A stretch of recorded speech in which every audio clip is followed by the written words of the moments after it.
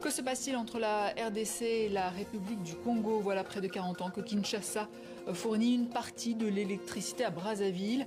Mais depuis quelque temps, les coupures sont fréquentes. Élément de réponse à suivre.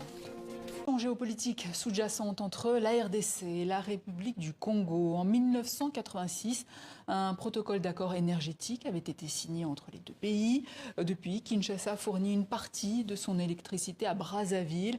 Mais en ce moment, les coupures sont fréquentes. Reportage Berdi Pambou d'Adisongo-Ozo, récit Antoine Delpierre.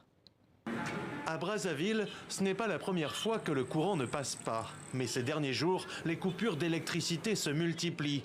Ce qui nuit gravement à l'activité d'Armel, par exemple. Ce jeune entrepreneur propose des services informatiques, d'impression et de photocopie.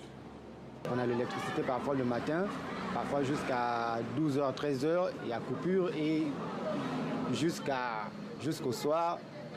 Souvent, vraiment ça nous pénalise. Surtout qu'on n'a pas prévu d'avoir un groupe électrogène. Pour l'instant, comme il n'y a pas assez de moyens, mais vraiment, c'est pas bon pour les affaires.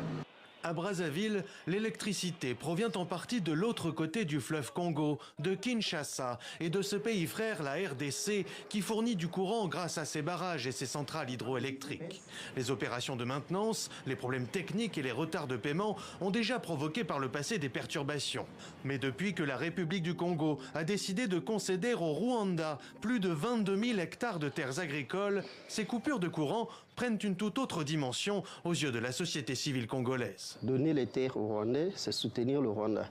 Et en représailles, vous pensez que la RDC pouvait faire quoi? Ce sont des actions de représailles. Le Congo doit faire comme rétropédalage. Le Congo devrait rompre les accords avec le Rwanda pour essayer un peu de décrisper la situation entre les deux pays. De l'autre côté du fleuve, à Kinshasa, on assure que la réduction de l'approvisionnement en électricité à la République du Congo est liée à des problèmes techniques. Ça n'a rien de politique. C'est vrai nous ne voyons pas de bon œil que les Rwandais puissent acheter des terres juste en face de la ville de Kinshasa, le long du littoral du fleuve Congo. Cela nous inquiète.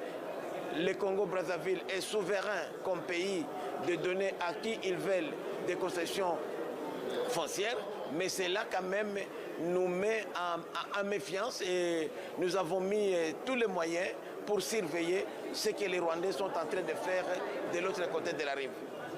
Pour expliquer les coupures, l'ancien ministre de l'Énergie et des Ressources hydrauliques, aujourd'hui député membre de la majorité, rappelle les besoins plus importants en énergie de Kinshasa, qui subit elle aussi régulièrement des délestages.